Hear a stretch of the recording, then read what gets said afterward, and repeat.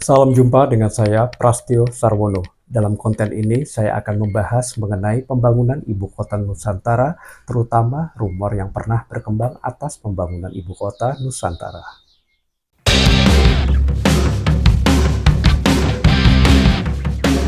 Pembangunan ibu kota Nusantara saat ini masih tengah berlangsung di Penajam Pasar Utara, Kalimantan Timur, di mana Presiden Prabowo Subianto menegaskan bahwa pembangunan ibu kota Nusantara akan terus berlangsung hingga terjadinya pemindahan ibu kota Republik Indonesia dari daerah khusus Jakarta ke ibu kota Nusantara.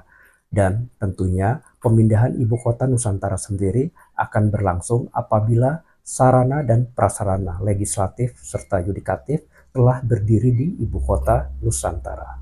Pemindahan Ibu Kota Republik Indonesia ke IKN Nusantara di Kalimantan Timur dilakukan bertahap, dengan fokus utama menjadi ibu kota politik pada tahun 2028. Tahap awal pemindahan ASN dan pusat pemerintahan dimulai tahun 2024. Jauh sebelumnya pernah beredar rumor bahwa proyek pembangunan ibu kota Nusantara akan menjadi proyek mangkrak nasional, disebabkan pemerintah pernah melakukan efisiensi anggaran dan memblokir anggaran, serta pemangkasan anggaran untuk pembangunan ibu kota Nusantara dari 39 triliun rupiah menjadi 13 triliun rupiah. Terdapat pemangkasan anggaran IKN dari 39 triliun rupiah pada 2024 menjadi 13 triliun rupiah pada 2025. Pakar menyoroti bahwa pemerintahan Presiden Prabowo Subianto dinilai belum menjadikan IKN sebagai prioritas utama dibandingkan era sebelumnya, memicu perdebatan mengenai kelanjutan proyek. Yang pada akhirnya Presiden Prabowo Subianto menyetujui anggaran tahap kedua untuk pembangunan ibu kota Nusantara periode tahun 2025 hingga tahun 2028 sebesar 48,8 triliun rupiah.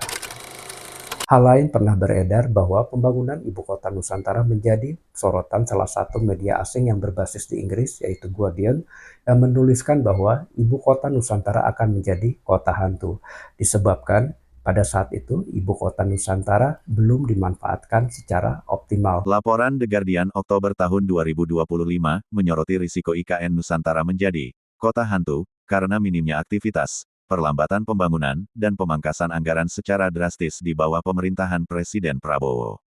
Meskipun begitu, otorita IKN membantah klaim tersebut dan menegaskan komitmen untuk melanjutkan proyek fisik dan non-fisik hingga 2028.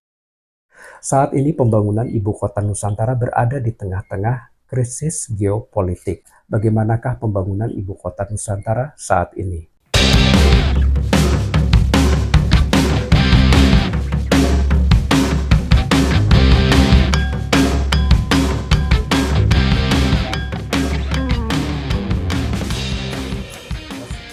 Pemerintah telah menegaskan bahwa pembangunan ibu kota Nusantara masih tetap berlangsung di tengah-tengah krisis geopolitik global, di mana krisis geopolitik juga akan mempengaruhi krisis ekonomi secara global. Tentunya hal ini akan mempengaruhi seluruh komponen harga-harga yang dibutuhkan untuk pembangunan ibu kota Nusantara.